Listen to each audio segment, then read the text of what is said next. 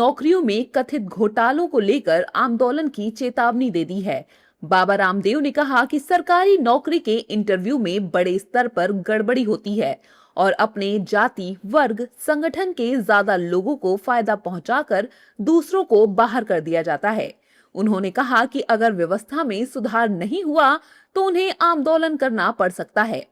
हालांकि उन्होंने साफ कहा कि वे अराजकता या आंदोलन के समर्थक नहीं हैं, लेकिन देश में हो रही गड़बड़ियों को ठीक करना जरूरी है। किसी को इंटरव्यू की बारी आती है तो 10 में से पहले से तय करके और पैसे लेके 25-50 लाख 1-1 करोड़ रुपए की रिश्वत लेकर के फिर भर्ती करते हैं। अब ऐसे ही आंदोलन करना पड़ा तो देश कैसे चलेगा? इसलिए भाई सुधर जाओ, नहीं तो देश में आंदोलन और ज्यादा भी हो सकते हैं। आंदोलन के नाम पर मैं अराजकता, अनार्की का समर्थक नहीं हूं, लेकिन भाई ये बात तो जरूर है, देश में घपला भी बहुत है। ये घपले ठीक कर लो, नहीं तो कोई ऐसा ना हो कि बाबा रामदेव को दोबारा आंदोलन करना पड़े। बाबा रामदेव के इस बयान के बाद एनडीए नेताओं की भी प्रतिक्रियाएं आ रही हैं। बीजेपी कह रही है कि बाबा बहुत चिंतित हैं, तो उन्होंने काफी रुपए कमा लिए हैं। बाबा को कई स्कूल खोलने चाहिए जहां फ्री में शिक्षा दी जाए। सुनिए। बाबा रामदेव जी, उनका ट्रस्ट काफ़ी पैसा उसे कमा चुका है। मुझे समझने में आया कि 30-35 हज़ार करोड़ के मालिक हैं।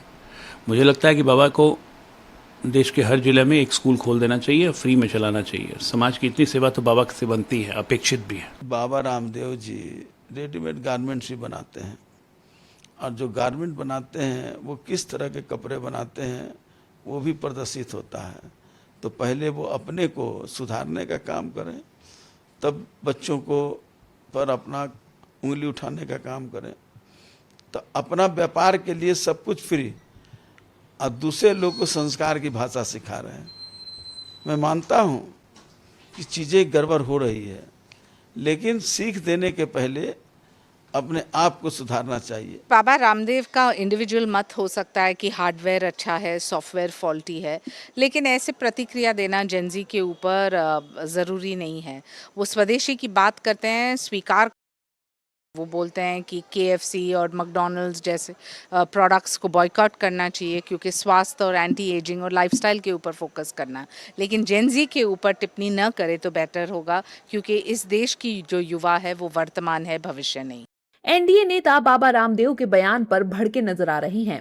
बहरहाल, बाबा रामदेव ने हरिद्वार में 80वें स्वतंत्रता दिवस पर ध्वजारोहण के बाद मीडिया से ये बातें कही हैं, जो कि अब चर्चा में हैं। लेकिन बाबा रामदेव की चेतावनी के कई राजनीतिक मायने भी निकाले जा रहे हैं कि हमेशा बीजेपी की तारीफ करने वाले बाबा रामदेव अचानक से सरकार को चेतावनी क्यों दे रहे हैं।